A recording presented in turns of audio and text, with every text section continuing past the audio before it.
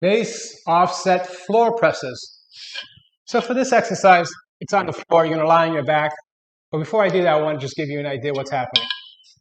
As I'm on my back, if I have a wide position with my hands and the weight's on one side, it's going to be easier for me to keep it from flipping and moving and have much more control.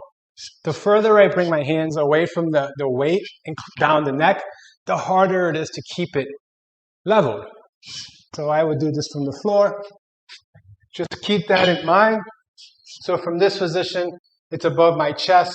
I exhale as I press, inhale as I come down. I have a wide grip, so it's fairly easy for me to keep this level. Now, if I move my hand further down, it's going to want to tilt, so I have to control that. Then I press. And then I press. We would do that exercise for the reps on one side, and then you would do on the other side. Very important to make sure it stays leveled. Technique is the most important thing over weight. Enjoy the exercise.